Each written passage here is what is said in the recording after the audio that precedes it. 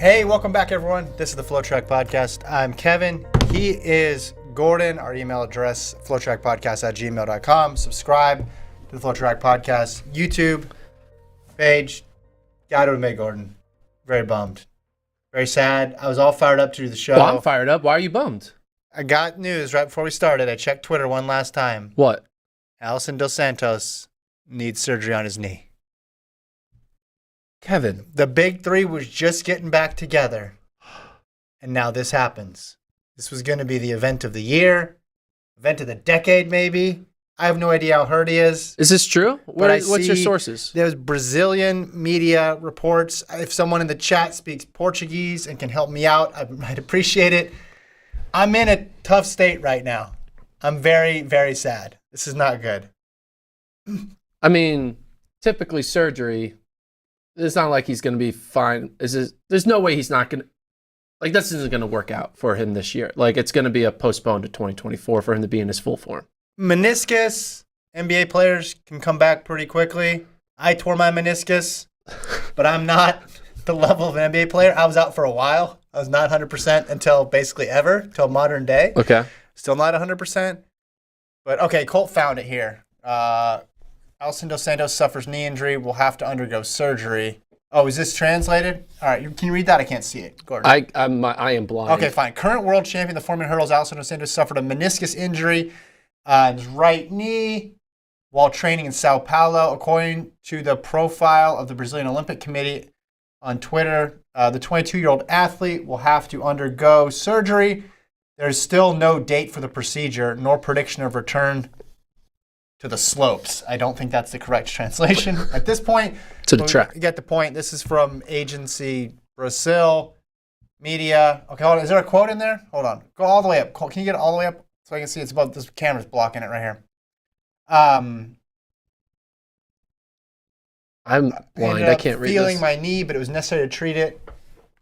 All right. I can't read this. Why don't you just get up and read it? When I have more news about the treatment, I'll bring it to you. There we go. That's what I see. I'll pull up his. It's the best way to report the news. I can't. And like stupid cameras in the way. Chopped up sentence speaking. Hold on. I'm gonna find it. You sound like me when I try to say a runner's last name. A word. Hold on. Let me see if I can find this. Here. Okay, no, it's fine. Hold on. I'm looking at his Twitter page. Oh wait, it's not even. He hasn't tweeted anything about it yet. Okay, hold on. Rundown. I'm looking it up. Thank you, Colt. There it is. This is allowing me to process my disappointment and grief right now. Okay. So people are tweeting support to him, and then I think that his comment was, "This week I ended up feeling my knee, but it was necessary to treat it. Thanks to everyone who's with me right now, sending messages, good energies, doing their best to comfort me a little in this situation. That, as you know, the news is a blow. We're planning everything right. When I have more news about the treatment, I'll bring it to you. Let's go to work, have the surgery, treat it, and life goes on. Keep focused. Nothing changes. We have our goals for this year and for next year as well." Oh, set out in a video release to the press by the COB press office. Sounds optimistic. Again, there's a big difference between a meniscus tear and a ligament tear. There's different types of meniscus tears. Some require more recovery time, but anytime you're cutting the knee open, not good. No. And I just wanted 1 year of full health with all three, and we just can't get it. It's like Joel Embiid in the playoffs. You just want one healthy season of the Sixers and the Embiid. I can't do the show. I'm off the show. Off the show? I'm done. This is disappointing to me. This is if you asked me what I wanted most out of track this year, I guess it would have been the health of the big three and the 4 hurdles. I guess I'm not letting it affect me yet because it's indoor season. I'm like pretending you hope he can still come back. That we don't have to worry. It's August. We don't have to worry about this. But you may be right. It may be bad. I think that event is cursed. It's great, but I just think that there's a curse. So any little bit of bad news, my mind immediately goes to the worst outcome. Okay. And in this case, it's like, all right, we finally got Warholm back. Warholm's ripping indoor 400s. He didn't need to be doing that. Why is he doing that, Gordon? To show he's 100% healthy. Right, Benjamin? I'm sure he's going to be 100% this year. All we needed was the guy who was 100% last year to stay 100%. You sound like a Sixers fan. I'm upset. I'm disappointed, and I'm sad. Allison, get better soon. He's going to be fine. He's 22 years old, so it's not like it's a career-ending thing. The guy... I know, but this year, I wanted it this year. I don't want to wait because then next year somebody else is going to get hurt or something else is going to happen. But next year it's the Olympics, so it's more fun. Yeah. I want both. You can have your cake and eat it too, bro. So sad. It's all right. All right. Let's actually talk about what we're going to talk about. The title of the podcast is Reacting to the Torun Results. Live on FloTrack moments ago. Yeah. We had the mile and a women's mile and a women's 8. Start the women's mile. World record attempt. Pegged as a world record attempt. Yep. She had her pacer. Gudov Sagai goes out pretty hard. Isn't able to hold on in the final lap or two. Still runs, though, an impressive 4:16. What are your thoughts on 4:16, number 2 all time? Yeah, that's a tough mark to hit. 4:13 from Dibaba, and that was that couple of years where every indoor meet, Dibaba would go for a world record, and she seemed to be in better shape indoors than she was outdoors. Last year she tried it. Sky fell down, so this is a better result than that. Number 2 all time, not bad. It's just hard when you're completely alone out there, and then from moment 1, you have the help of a rabbit, but it was a pure record attempt. Came up a little bit short. Maybe she'll go for it again, but can't be too upset with second all time because those Dibaba marks are tough. I mean, Dibaba 350 in the 1500 outdoors, 413 indoors in the mile. I mean, the outdoor mile record is only 412, so it's not that much slower than the outdoor mile record. So she gave a good run. I would guess she'd probably go for it again, but I don't think you can ever be upset with going to number 2. Yeah. Looking at the descending order list, it's 413 is the record, 416 is number 2. There hasn't been a lot of people in that top tier of mile indoors. I think it's mile indoors in general record attempts is all weird because you have to have a really good athlete who cares about being really good at the beginning of the season in an event that's not an off distance, I guess technically by 109 meters, right? Mm-hmm. So yeah, I don't know. Well, you gotta get pacers lined up too, Yeah. and the whole indoor season is basically 6 weeks long at this point, so you don't have many chances to do it. Now she didn't run 413; she ran 416. Yeah. But if she would have ran 413, would you have been like, "Hey, watch out, Faith"? No. Okay. No. There's a few people who are above competition right now, Whoa. and Faith Kipyegon Okay. is one of them. It doesn't matter what anybody else does. I would assume that if they were in the race with that person, that they would be able to go level up, and Faith Kipyegon would be one of them. But you saw after the race, the guy, she wasn't there to get the second fastest time. Yeah. She wanted the world record. That was the whole objective. The women's 8, though, I want to talk about the women's 800 because that one had some big names in it with Keely Hodgkinson and Mary Mora, right? 2 of the top 3 in the world. We know Keely's coming off that 600-meter world record. I expected something big. She delivered, man. They go 157.87 in this race and just ran away with this thing. Yarigo ran an amazing time, ran 158 her first time, sub 159. She was out, and Keely had to work to catch her. Once she caught her, it was over. She was in command the entire time, but Hodgkinson didn't get a PR in this race, and the world record is way up there at 155. But to churn out a sub 158, that's a pretty rare performance in the women's 8. Yeah, sometimes it's hard to wrap your head around what a good 800 performance is indoors, because 157, Keely, she can run the 155s. Yeah. So you kind of have to really understand this is actually like running a 155, and she's clearly in 155 shape in February, and you think, all right, looks like we're gonna have a 155, 154 type season internationally for the top women, because you know what thing's gonna bring. Now I know Keely and the thing, are they a year apart in age, or are they similar age? Same age. Same age exact? They weren't born on the same day, but that would be cool though if they were. Keely's slightly older. Okay. But yeah, it just shows good signs for the 800. But speaking of the 800, Thing Mo did announce that she's not riding the Millrose. We'll talk a little more about that on Friday's pod when we preview the Millrose races. I have some thoughts, but unfortunately, we're not going to see Keely or a Thing race each other this season indoors. We're going to have to wait till maybe the World Championship final. I didn't even have hopes on racing each other indoors. I wanted them to race each other's times indoors. Yeah. And when Hodgkinson ran the world record in the 6, I thought this is going to be kind of fun. Yeah. Because let's see if Mo can match it, and we're not going to. But right now, Hodgkinson is running as if she's got like a world championship final coming up in a month. Like, she's on fire right now. The whole last lap and a half was all by herself. There was no doubt who was going to win that race. She just looks to be completely in control.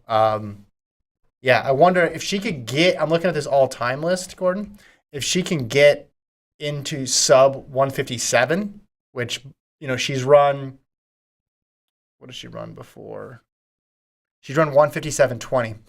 She did that in 2022. If she can go sub 157, that would put her number 7 all time. There's only been 6 performances sub 157. So that's pretty rare if you get into that group. Like, even a sub 158, you don't see it that often on the indoor circuit. Going into 156 is, again, only 6 people or 6 performances. So pretty cool. Pretty cool meet. We got more races coming from there as well. Did they run the women's 60 yet? Yeah. Okay, what happened? Do you want to give us a recap? Kambunji won 7.06. And that is your instant reaction. 7.06? 7.06. Gotcha. So nothing too crazy. But Adam says, what was Mary Mora's time? Do you have the results? Do we have the results? Do we have the results? What do you think this is? Amateur hour? Of course you have the results. The results are... Do you want me to answer that honestly?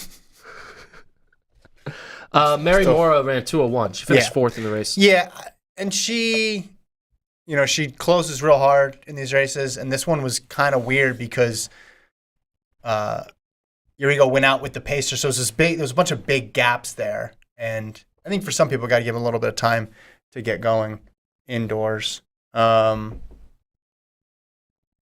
Thomas says, if Keeley beats Mo this summer at the World Championships, does that put the Bobby Kersey formula of not competing indoors into question? Yes. We'll see. Well, a lot has to happen between now and then. I don't know. I have a take on the thing mode not running Millrose. I think everyone's good. I mean, our sport's very, supportive, and everyone wants to be like, yeah, you smart. Because a thing Mo is on pace to be the greatest mid-distance runner in U.S. history, maybe even world history if things go perfect to plan. But this is what she said. My team, aka her and her coach, and I have made a decision to no longer compete at the Millrose Games this weekend. Instead, we are focusing on gearing up to be at my optimum for the outdoor season, especially with the upcoming World Championships. Wishing everyone participating best of luck. Okay. Instead, we are focusing on gearing up to be at optimum for my outdoor season. In what world is running 3 laps around a 200-meter track in February going to affect your performance in August? If you're hurt, right, not 100%. That's not what she said. She didn't say she was hurt. Well, right. I think everybody uses that as shorthand to be like, I'm just not prepared. You even hear it on the broadcasts, right? The post-race TV interviews, they always end with, how does this set you up for the World Championships? Or how does it set you up for the Olympics later on in the season?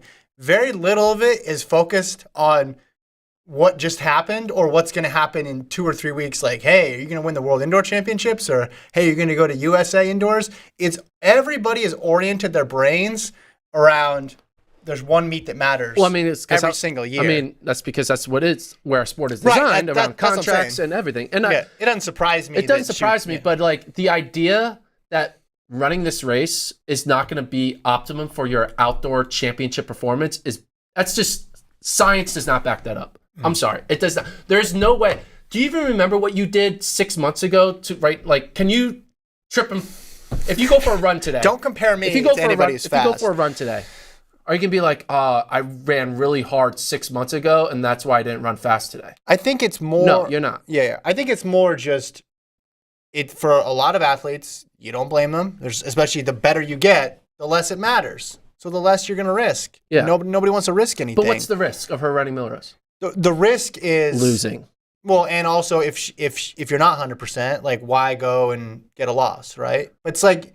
People aren't disclosing injuries or illness or anything like that. People just say, hey, I got to focus on outdoors. And then you go to outdoors and then you ask, hey, what was going on indoors? And you find out, oh, I had a stress reaction or whatever. Not saying that's what's going on. If she's hurt, you're hurt. Right. That's that, but you don't know. Why would you don't know. keep your being hurt a secret. It's not like everyone. It's not like an IR report for NFL football game. I know, but some people don't like to talk about that stuff, and I get it. Like, well, I mean, this goes back to like it's not just it's everybody, everyone in college. Like, we're gonna take it easy at Nuttycombe because we got to be in our best shape for the NCAA final in cross country, and it's all risk fugazi because all the people who are taking easy on Nuttycombe are doing a badass hard workout the next day at altitude or somewhere else, right? Yeah, it's all like it's all risk prevention. Overthinking. Yeah. At the end of the day, it's not like there's no risk though. What's the risk? You don't want even a 0.1% of risk. Don't get out. Don't leave your room. Well, no, don't get on a bus. You could get in a car accident. Like, there's risk in the world. No, but the flip side of that is what's the reward? I guess that's the other side of it. What's the reward if she goes and runs so what's the reward of doing anything except for running 3 races? Your prelim, your semifinal, and your final. Yeah, well, your contract, but you have a certain group of, like, as some athletes are so, that they would like love the exposure, right? They want to run at Milrose. They want to get the big meet experience, blah, blah, blah, blah, blah. But there's a lot of athletes who don't need it. Superstar athletes. She's even she has a chance, like you said, to go down as one of the all-time greats. Yeah. She's one of the few. She's on that timeline. This is why it's such a bummer she's not running. She's one of the few athletes where you never know what she's going to do, like in a good way when she toes the line. And part of that's because of her versatility. The other part of it is just her age and how good she's been so young. But it's so fun to watch her compete because you're like, hey, going back to when she ran as a high schooler at USA's and she ran that insane 600. You're just like, wait, like how fast is it? Like she just sort of bends your mind. So I get it. Like, it's totally disappointing. But from their perspective, it's like, all right, what do we have to gain versus what do we have to lose? Maybe you don't have to lose anything, but really, what are you gaining if you know you're not in? Maybe they know they're not in world record shape, right? Maybe they know they're a little bit behind. Then it's like, what's the point of going? And if no one's making them go, what's they're the point not of doing anything? Yeah, no, that's why. We'll get to that in the second. If I'm not going to win gold at Worlds, why even bother showing up? Like, you could say that to anything. I just think that one, I'm not upset with her pulling out. Like, whatever, you do what you need to do. You live your life. You go. You do the plan that you need. I'm just upset with the whole like fake, like, oh, it's about being optimum for Worlds. Like, no, it's not. It's not about being optimum for Worlds. You just don't want to run today. That's just what everybody says, though. Yeah, and that's we the all default. But we all pretend like it's the truth. But that's not the truth. Is running 600 meters in February does not impact you running 154 in August. Yeah, but you say now it'll be different. It's like, hey, I'm gonna do like a whole week, like a whole month of crazy this and travel and put my body through all this stuff. You're running 3 laps around the track. Mm-hmm. Yes, it's very fast and it's tiring, but your body's going to be fully recovered by August from this 600. I would guess it's not just, hey, we mapped out all the days to Worlds and Saturday, it's supposed to be an easy run, not a 600. But I would guess there's more to it than that. We're not getting all of that. Eventually, we probably will. But she's still gonna. Are you telling me she's not gonna do any hard workout within +4 to -4 days of that day? I have no idea. She's going to do a hard workout sometime in the next 8 days. I have no idea, but I'm saying if she actually is banged up, sometimes people say that, and sometimes they don't, and then you find out later, and it could be the latter. And if you're banged up, again, I'm not saying I'm not saying that I like it. Like, I would love for her to run. All I'm saying is this is just par for the. If we went back every single Milrose games the last 10 years, I guarantee the week before, one of the superstars is always pulling up. Yeah, I just don't like the phrase of like saying not running this race is to be optimum. It's like, that's not how it works. 6 months one race does not affect 6 months later. Again, I think that's more just used as like the generic the boilerplate answer. Being hurt is a reason, right? So but I think hurt. That's the boilerplate answer because that's what we fall back on those sort of cliches because that's just how the sport is talked about. And I like it. I got to be ready. Got to be 100%. Got to be 100%. I'm focusing on that 2048 championship. Yeah. So I'm not going to run this race because I want to see her run. It'd be awesome. I want to see her run too. And if she's hurt, I hope she gets better. If she's not hurt, I hope she doesn't use the word optimum next time and just says, hey, I just didn't want to run. I have more respect for people who be like, hey, I just don't care. I don't think it's that. I think she cares. I think she cares. Maybe not about this race this Saturday. Yeah, but she's don't care. run there. I just don't care. Yeah. Well, That's the truth. The truth is I don't care. Well, and she's not like she hasn't run. And I respect that. You're like, like in the NBA when a star player sits out. Don't talk about players in the NBA playing. No, but they don't pretend it's to be optimum. They say I don't care. No. The whole idea of load management is that you're ready for the playoffs. That's literally what this is. The difference is they're playing 82 games. Yeah. They're not playing 5 races, running 5 races. Well, so, in this case, running 1 race. Well, right, but over the course of the year, like people probably would have more sympathy for NBA players, although maybe not. All right. Next topic.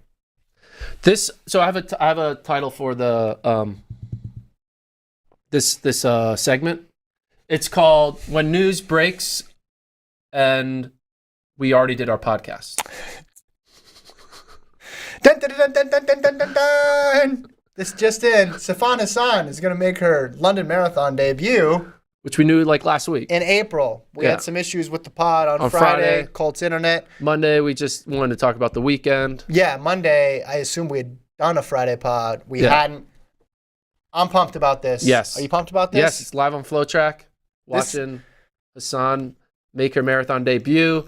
And I like the way she's going about it. She's like, this isn't like, it's more like a test run for her. She's not doing marathon training, like focusing on like building up for this moment. She just wants to see how her body reacts to this and then go all in probably in 2024 with like, all right, now she's trying to get the baseline. She's getting the baseline of what 26 miles really feels like. She wants to figure out what to do at the next Olympics. That too. Right? What events are there? And with Sifan Hassan, you have to consider that it could be anything from the schedule. She's like looking through the menu and deciding what she wants to pick. Maybe she runs the 1500. Maybe she says, "Oh, this marathon looks interesting. Why don't I pick that? Oh, is that on the same? Okay, how many days rest could I get if I did the 5K and the marathon?" You have to extend the possibility just because the last 2 major championships, Gordon, she's done the unconventional thing. 15:10 had never been done before, and then the 15:5:10 triple we thought was just out of reach, and then she comes away with 3 medals and 2 golds. In this race, though, man, she is not easing her way into it at all. You look at this field, you go all the way down to the bottom there, Colt, on the other link where you have the full field. You have Yahuwah, who's the defending champion, Kosgei, the world record holder. Asefa just ran 2:15, one of those people who came out of nowhere and ran fast last fall. Jepchirchir, Ayana, and Dibaba, who will be running their second marathon, who, like Sifan Hassan, were stars on the track. I mean, it's crazy. It's crazy how deep this thing is. On the American side, you're going to get Sisson and D'Amato. We had debated, hey, are we going to do a live show for this one? I think we are. I think we got to. Because I'm going to want to see it. Yeah. I'm going to want to see it. I don't know what Sifan Hassan's going to do. You could tell me she's going to be in the mix to win it. You could say, hey, she's going to debut sort of like Gaudet and run 2:16 or 2:17. Maybe. Maybe it's more of a challenge for her. I don't know. But this is just a stacked. This is the byproduct of what we saw last fall. We're just like, there's too many good women in the marathon right now to keep track of all of them. All of the fields moving forward for the next year are going to be completely stacked because there's too few races to support the amount of talent right now in the women's marathon, which is a good thing because then every marathon you're not getting 1 or 2, you're getting 6 or 7 or 8 stars. I know I'm putting the cart before the horse and already thinking about past this race. Let's assume it goes well. I know she doesn't have a 1500 Olympic title, right? But she has a 1500 global title. Yeah. Would she become the first person to have a world championship or Olympic gold in the 15, 5, 10, and marathon? Yeah, she'd have to, right? Zatopek did 15:10 marathon. He never did. Oh, sorry, he did 5:10 marathon. He never did that. Yeah. 1500. I was just trying to think about it. I'm not sure if anyone can find that information, but that'd be kind of cool, right? Kind of cool. Talk about range. Kind of cool. I was the Olympic champion or global champion in the 15, the 5, the 10, and the marathon. And then she goes ultras next. Well, that would be the perfect way. Yeah. Right. Lincoln called her the Queen of Range. Yeah. Right. She has the most range of anybody we'd seen. Right. The 156 800, the 65-minute half marathon.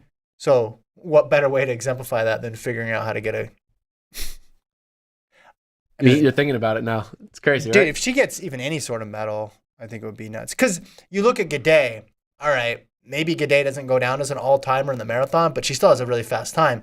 But Gaudet wasn't a 1,500-meter runner. Yeah. And an 8. Sifan Hassan ran 156 in an 800. So if you could go 156 to 216, 217, even if you're not medaling, that's breaking every sort of form chart out there or projection of like what somebody can do. Like that just defies the whole idea of specialization. That's nuts to think about. Not saying she's gonna do it yet.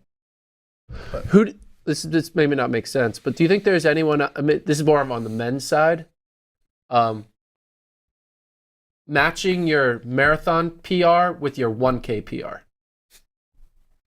I knew we'd get to the important stuff eventually. It's good. Do you think there's anyone who has run a 220 1K, who then has gone on to run a 220 marathon, or 219 1K and then a 219 marathon?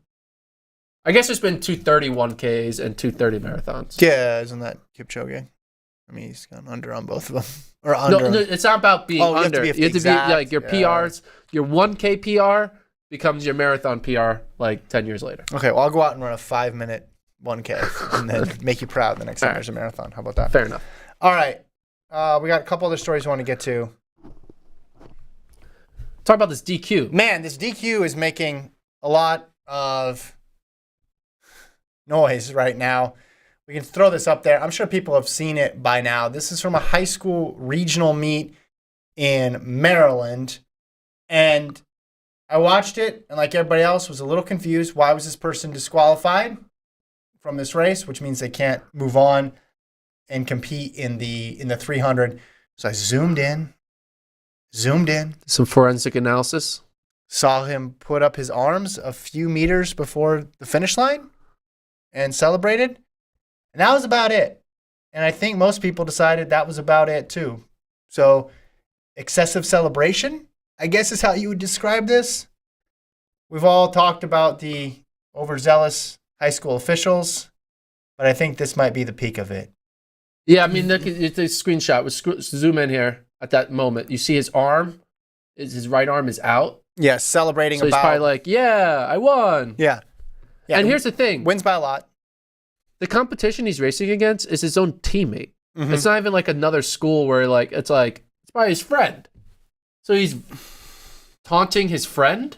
Well, and that's not, let's be clear, that's not taunting. Yeah, it's not taunting. That's celebrating. Maybe there's something in the video we didn't see before that. Maybe there's audio of him screaming a vulgar DQ this. I haven't seen that evidence yet. But track officials. They are the worst. To it. There's nothing.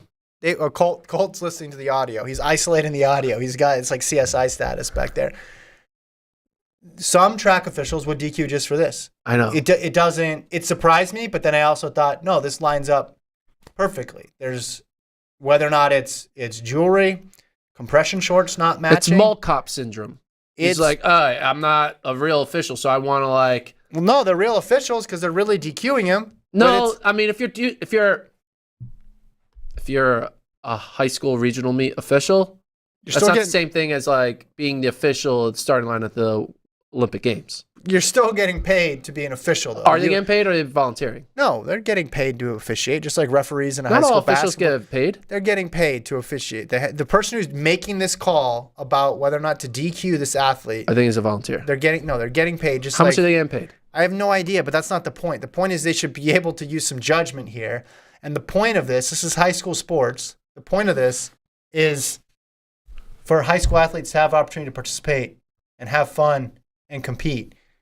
Not hurting anybody with this, not cheating, right? I don't think it's taunting. Now, if his coach has an issue with it and wants to talk to him after about, hey, maybe you should wait to celebrate, that's fine. But don't deny him the opportunity to compete at the next meet because of this. And that's the problem with track. There are no yellow cards in track. There are no 15-yard penalties. There are no technical fouls. 1 and 0s. It's an ejection or it's all good, Yeah. right? Which means officials need to be especially judicious about situations like this. But man, most people are watching that race, watching that clip and saying, wait, what are we doing here? Like the first instinct to DQ all the time in high school track and field and cross country even is crazy. I mean, I'm sure you have stories. Yep. I have stories. Like the jewelry stuff just drove me nuts for years because it seemed like what the officials wanted to get out of it was just not letting kids compete, but punishing them for minor rule infractions when you could just take an extra minute. Hey, man. Figure out, take off the necklace. Yeah. Or let somebody know. But it's just, no, you're out. I get it. It's got to be high stress because track meet is... No, it's not high stress. The person who disagrees this person is dumb. Well, I'm just saying track meets in general, a lot going on, a lot to manage. But this is high school. This is high school. The goal should be to have kids participate and have kids have fun. Here's Kyle Sockwell. He used to work at Flo. In high school, I was almost DQ'd for cruising the last 50 of my 200 IM in district prelims. The officials saw it as showboating, but came over to talk to me before DQing me. Ended up finally got state that year because an official gave me the benefit of the doubt. This is lame. So, yeah, like, he was too good that, like, you're going too slow. You're not allowed to swim slow? So it's just insane. Noah Lyles tweeted something. Scroll up. Oh, this is Marquise Dendy said, y'all would have hated me in high school. Noah Lyles says, that's so stupid. Why do we keep hindering ourselves as a sport? I mean, Noah Lyles, imagine if Noah Lyles got DQ'd for when he did that point to the track. Yeah. Signed against Knighton. Yeah. People have been like, oh, you got to be kidding me. Imagine if Maurice Green would have got DQ'd for getting a fire extinguisher onto his shoes after the 100 meters in Carson. And, also, what is the advantage of celebrating? That's what I'm saying. So there's advantages, right? There's causing harm or injury. Yeah. You want to avoid that. And it hurt is high feelings. School. That's basically the harm or injury. There should be hurt something. Feelings. There should be something for sportsmanship, right? Because if they're literally screaming in their face, right? They're just taking off their jersey, going full McKessie on it. Like they're in high school. There probably is some line somewhere, but it is nowhere near this. Putting your arms up early to celebrate, or running too fast or too slow. That's just. Like imagine that's just youthful excitement. The LSU athlete when they were racing Texas relays against Houston. Right. That would have been awful. Yeah. And again, high school, college, pro, there's different mature levels of. I mean, the irony here is the older you get, the more leeway you get, right? I don't know. The Maryland 1A West Region meet officials should never officially rerun the race. Stupid. But don't you think it is kind of strange? You give the most leeway to pros, and I get it because it's nobody wants to see people thrown out of the game. And at least it's just this. Whoever this person is trying to pretend like they're being a life mentor teacher and be like, you know what? Shouldn't boast in life. Yeah. It's shut up. Yeah. He's a kid. Let them just run. No one got hurt. And celebrating an accomplishment is not something that needs to be shamed. It's not. Again, if his coach has an issue with it, right, then that's between him and his coach, or him and his parents, or whoever. Let them handle it. But there's nothing there that I saw in the video that's unsportsmanlike. There's nothing there that I saw in the video to where you're thinking, man, this goes against the educational mission of this track team. No, man. Again, if he turns around and he starts screaming at people, that's different, right? That I do think there should be some space in there for DQing. In terms of taunting, but this is not it. This is celebrating.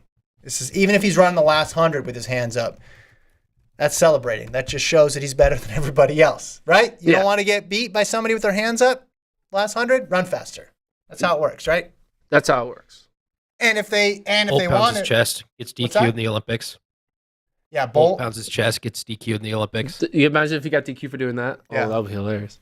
Yeah, but why don't they DQ for that? Why don't they give techs to NBA players every 5 minutes? I guarantee you because nobody's there to watch the officials, right? They understand there's got to be some level of discretion, and it's entertainment and it's fun, and you don't want to see it.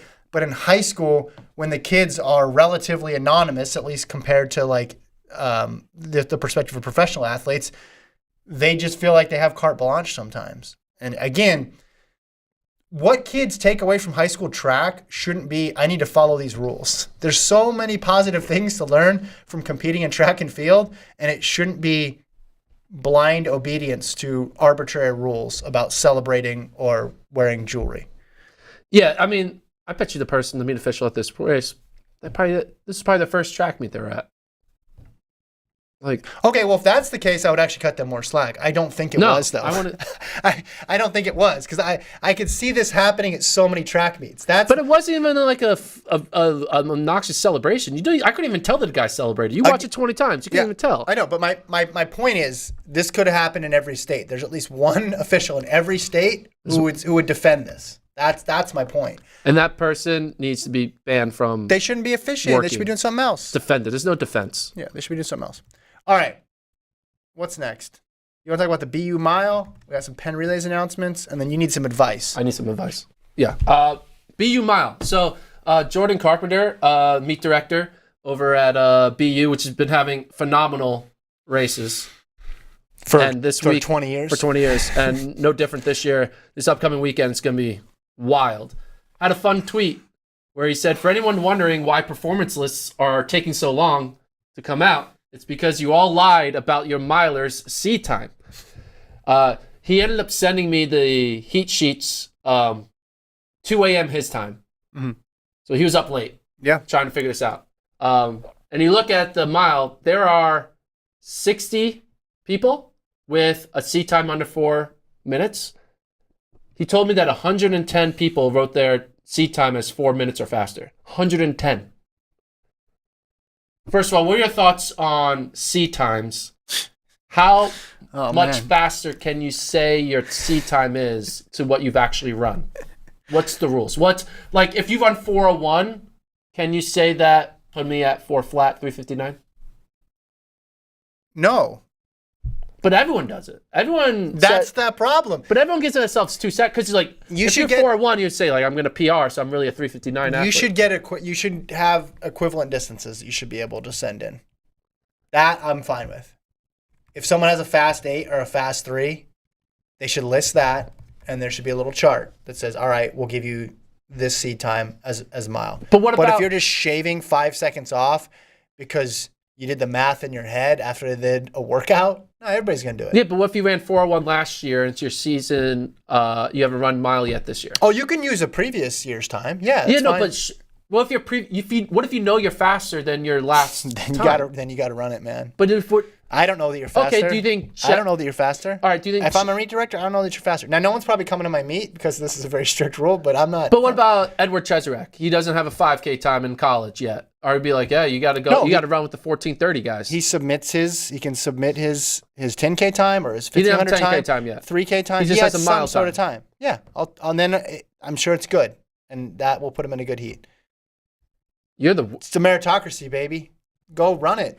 Run the time. I don't know what your time is. What about How do I know? You get into this mess because everybody says the same thing. Yeah, but what about your kid is trying to get into a different level of baseball team, right? And his stats, they're not looking too good because he was sick and had COVID all year. His stats are great, his stats don't look good, but he's better than what he performed. Are you going to be like, hey, he's actually better? Every kid's dad thinks that they're better than they are. What's your formula? You get 2 seconds? Yeah, you get 2 seconds. Well, okay, but then that doesn't matter because then everybody gets 2 seconds and you're right back to where you were. That's inflation. That's just time inflation. That's all that is. Timeflation? Yeah. That doesn't help you at all if you're trying to figure out what's the goal. Try to figure out the 10 to 12 fastest for the first heat. That's the goal. But you give everybody 2 seconds. How does that help? So anyway, 60 people now are in officially with the sub 4 minute time, but it was 110. And then I was talking back and forth with Jordan Carpenter, the meet director, and we're thinking this meet may break the record for most sub 4s at a single meet. You think it's going to happen? Real sub 4s or once you subtract 1 or 2 seconds? No, actual running a race, running a race. I have it right here. So the most sub 4s ever run in a day across the world 36. It was February 14th, 2015. I remember that. And as everyone knows, this weekend is the best weekend in track and field, as I told you. If you base that solely off of sub 4s. The second most was February 11th, 2012. The third most was February 12th, 2022. So mid-February, king for sub 4s. Anyway, but the meet that had the most sub 4s at a single venue was Prefontaine in 2014. 26 sub 4s. Number 2 all time, Prefontaine 2017. Number 3 all time, Prefontaine 2018. And Prefontaine 2015, Prefontaine 2010. The mile and the international and Prefontaine 2011. So 26 is the record for most at a single meet. We have 60 people at this meet with a sub 4C time. I think they're going to break the record. You used up your quota of sub 4s for the episode, by the way. Sorry, we're done. They're going to break the record, right? You don't care. Don't care. But the record's going to be broken. I don't care. I mean, seeing them, I think it's... I want what's the 355 record? Oh, yeah. I only speak in 355s now. No, hold me out. Hear me out. I'm not. I know. Man. I'm not. I'm out. When I said I was out, I was out. No. This is part of you being out. Okay. I think the record being broken by an astronomical amount is a perfect way for us to recognize sub 4 means nothing. So if you promise. If the previous record was 26 and then at BU 40 people break sub 4, I think we can officially say sub 4 is dead. I think people will do the opposite. I think more people in the club. Right? The more people you let in, the more people that are going to talk it up and how great it is. Man, come on in. You're at 401. Awesome. To be clear, impressive time, amazing accomplishment, but we don't really do this for any other event. It's just because we have a round number and some history attached to it, which the history is cool. The history is great, but we're at a point now when multiple high school kids break it. So it doesn't surprise me that the numbers you're saying... Aren't you happy that I was able to figure out this information, though? Just thrilled. I was thrilled. I did this late. I did this at 2 a.m. my time. I was like, all right, what is the record for most sub 4s at a day or at a meet? It's 26. Okay. Speaking of records. When's the most sub 343, 1500s? Okay, shut the fuck up. I want to do that. What? Whoa. Whoa. Yeah, the parental. Yeah. Sometimes you just slip a curse word like LeBron James last night. After he broke a record. Yeah. He broke the all-time points record. Did you watch that live? I did. The NBA. Yeah. Fun photo out there. Circulating the internet. Everyone has a phone in their hand while LeBron is taking a shot to break Kareem Abdul-Jabbar's record. But in the front row, we'll zoom in. Front row, Mr. Phil Knight sitting there next to LeBron James' kids. It's kind of funny. Just zoom in. Cole, do you want to bring up the photo? Zoom in, and there he is. Mm-hmm. Phil Knight, just without a phone, watching LeBron jump. And throw the ball in the basket. I'm for it. You're a big phone guy. You film everything, so you would have had your phone out. Yeah. I like the idea of just witnessing it yourself. You know, you could find anybody else's cell phone video. Yeah. Or just watch the broadcast. Or just watch the HD broadcast. Yeah. And if you're sitting that close, you could even see yourself in it. Yeah. Just like live in the moment. Live in the moment. Doesn't surprise me. What if Phil Knight doesn't even have a smartphone? I don't know. Do you think he has a smartphone? It'd be awesome if he had like an actual photographer's camera in the front row.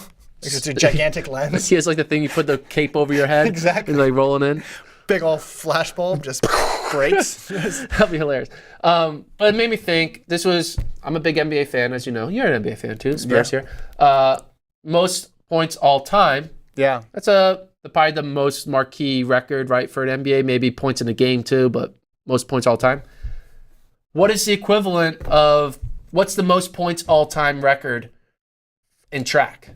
Like, what's like the equivalent of like something that we will all look at as like the ultimate record? Because this is the ultimate record in the NBA. Would it be most medals? Most medals? There'd be a lot of drama though for that. This is just like you knew he was going to get it from 5 years ago. You knew he was on pace to get it. And even, okay, he doesn't get it this game, he's get it next game. With medals, there's no guarantee a person's gonna get it. So there's a lot more spontaneity, but it would probably be medals, wouldn't it? But the problem with medals is then you have the whole like, do indoor medals count, do cross country medals count, do relay medals count? Because I don't like the whole medal world. I saw Kareem Abdul-Jabbar only had 1 3-pointer in his career. Yeah, right? Because and LeBron had 1 million points on. Do you know who has the three-pointers, most medals? Global medals, not counting individual. I can You tell mean you. not counting relays? Not counting relays. You want to know? It's not Carl. It's Usain Bolt. Usain Bolt has 13. No, wait, no, hold on. No, he doesn't have 13. He has 13 gold. He has the most golds. Usain Bolt has 13 global golds. Yeah, but that counts relays. Doesn't count relays. Oh, you're doing world championships too. World God damn it. championships and Olympics. Bolt has 13 gold. World championships and Olympics. Carl Lewis has 12. Mo Farah and Ray Uri have 10 each. Shelly Ann and Dababa are tied on the women's side for 8 individual global golds. Oh, Tirnish Dababa. Tirnish Dababa, yeah. It's pretty cool. Most medals. Good stat. Most medals. I can figure this out for you. I mean, you probably just Google it, right? No, that number 13 most global medals is something. Google who has the most global medals in track. It's not going to come up because people. They're not using world championships and Olympics. It's not going to come up. Got to ask that Chat GPT thing to write you an essay about it. Maybe they'll figure it out. See, look, 12. Like that's not right? So the person with the most, because I'm doing non-relay. That's the big. And thing. you're not doing indoors, right? No indoors and no relays. So no indoors and no relays. Number 1, most individual medals is Bolt. Tied with him is Carl Lewis. He has 15. So they both have 15. And then there's a 4-way tie for third. Can you name them? No. David brings up a good point, though. There's no comparison that makes sense because world champs are relatively new. So Lewis missed out on a couple world champs. So that's true. It's difficult. It's difficult to compare. That's true. So if you were to come up with, say, the top 100 track athletes of all time, it would be number 1. All right. You got to go soon, right? It'll be Carl Lewis. Don't you have a meeting in 2 minutes? I do. Okay. But I need advice. Go. It's a question. Am I an asshole? More. We got to ask the chat. Am I an asshole? Okay, so I bike to work regularly, right? So I have a bike. And I got a flat tire the other day. Got it changed. Go bike. And you know, like on a tire like thing, you have like the little cap that goes on the thing. It's not necessary, but it's like kind of covers it up to make it clean or whatever. I didn't have the cap. So I saw another bike. Why did you take that? And I was like, what if I just take their cap? They're not going to notice. Yeah. And it's just a little thing. It costs like a penny. Yeah, no, you're in the wrong. But like, they're not going to know it's missing. You noticed yours was missing? Yeah, but like, I was just like, oh, I'll just take theirs and then they can take someone else's. Man, did you ever take philosophy in college? No. They'd always pose these questions, right? And you're like 18, 19 years old. And you're just like, new into the world. And there's always like, oh man, it's a complicated moral quandary. Like, I never thought about it that way. But it's stealing your issues are the opposite of that. They're so easy to figure out. Yeah, you're wrong. No, but it's not. I would get an A on this paper. It's not like I'm stealing someone's bike. Why did you need it? Or someone. You said it's useless. Why do you need it? Because I was just like, oh, I'll just take this one. He's not going to know it's missing. Why? You didn't answer the question. Why did you need it? I don't need it. Well, because one bike tire had it, and I want the other tire to have also a little black cap on it. Yeah, you're a thief, man. That's not. Are you a thief though? You're 100% a thief. Yeah, you should put it back. Petty crime. So, this is not even a petty crime. This is below petty. This is like, it's a cap to a tire pressure gauge. You don't take other people. This isn't hard, man. You don't take other people's stuff. But is it? That's not a phone. No, there's a difference between the thing that goes on a little air valve thing. No, it's taking. Stealing is stealing. No. Stealing is stealing. Yeah. Okay, what's the limit thing, Gordon? Is stealing stealing? Hold right, on. How much money? Hold on. Stealing? Oh, I just took this piece of lint off of you. Why not? It makes Is that stealing? I just took this piece of lint. Am I a thief? It makes it worse that you're stealing a thing of lower value, probably. I took a piece of lint. Gordon, this is Tampa Eagle. Like your parents' Christmas mat. Not good. All caps. People are worried about you, man. Colt, what do you think? Yeah, I mean, Gordon's question was, am I the asshole for stealing? And the answer is yes, obviously. Well, no, I don't. Is it stealing if it's such insignificant value? That's the question. Yeah, it's a part When of the, does the value become so low that it doesn't count as stealing? What's this thing called? Like I took the piece of Dust cap. lint off your shirt. That is that stealing? You're not really buying lint. You can buy, these are called dust caps according to the Yeah, how much chat. do they cost? How much does one cost? I don't know, but you can buy them. Look, Yeah, I don't need 20 of them. you can. I don't need 20. No, those are like fancy. Honestly, No, but that's what I'm piece of- saying. There's value attached to it, though, is what I'm saying. There's not value of. Is there value though? These headphones are super cheap. If you took them from me, I would think you're weird. I'm not going to take your headphones. That's like $20. No, they weren't. I got these at Target. They're super cheap. How much are they? I mean, these valve covers are like $4. So Yeah, for 4. So Okay, it's maybe $1. it- It's okay. $1. it doesn't matter, It's $1. dude. You're getting crushed in the chat right now. You should not have brought this up. Why did you do this? This is very one of strange. these fell in your pocket when you were at a store or something, I think you would have been fine. But if you took it off someone's bike, you're obviously in the wrong. Okay, I'm not done with I'm going to complete the set. Okay, so I purposely This left. is bad, I purposely man. left out. I can't believe you're publicizing this. No, too, I dude. purposely left out a can have- part of the question can to have see kids. if it would change your mind. Okay. The bike that I took it from was one of those like city bikes. It's still stealing. Ooh, It belongs to somebody. That's Colt's shady, thinking maybe. differently now. Colt's thinking differently.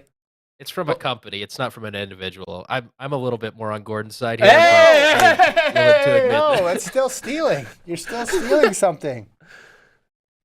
I have to pay for that. Oh, you have to pay for that. I'm a taxpayer.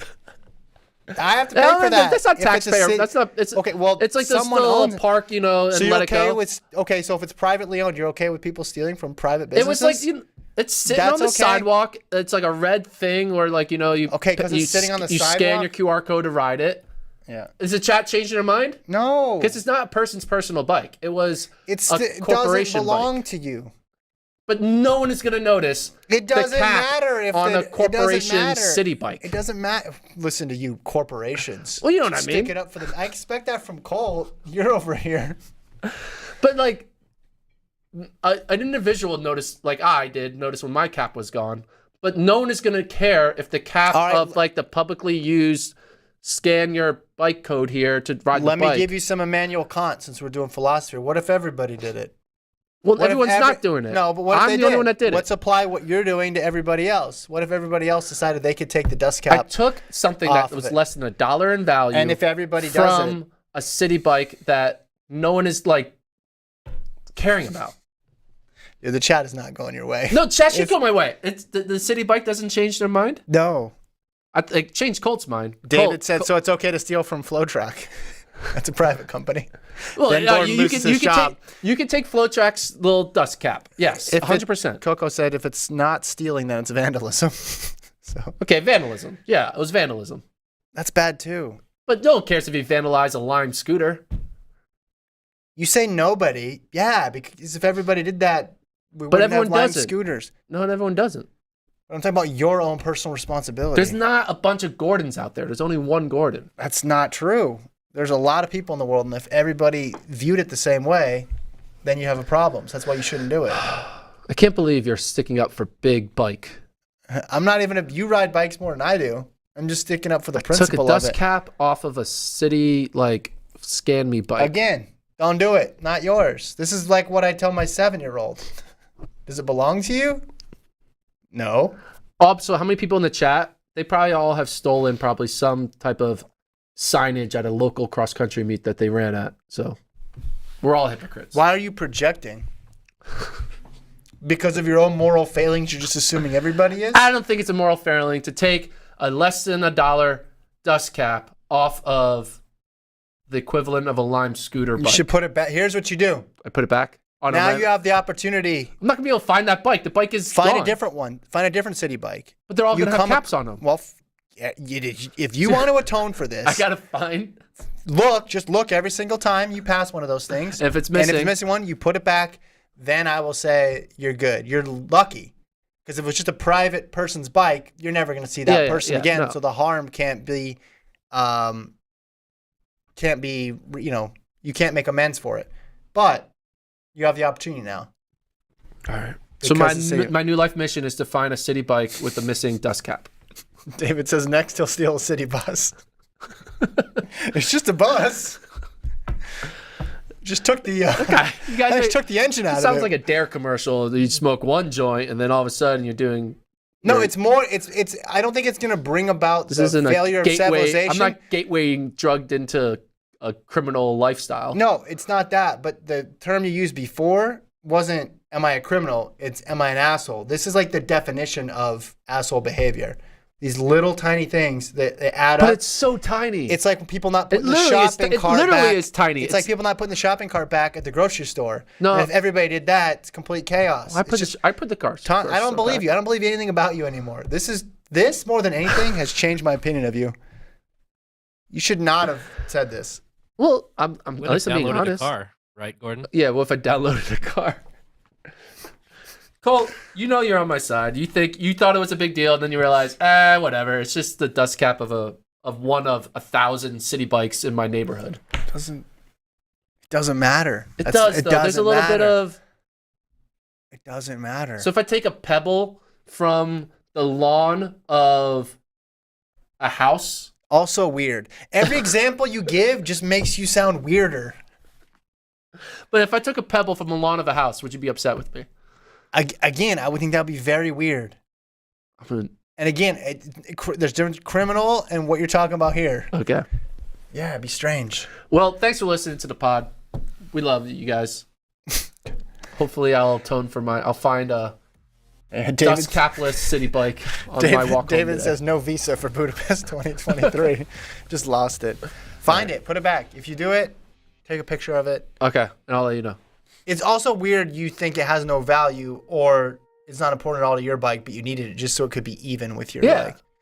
I feel like it has more value to me than it does to one of 1,000 city bikes. You're just digging now. I'm not digging. I had a little bit of a they're not going to notice it's missing.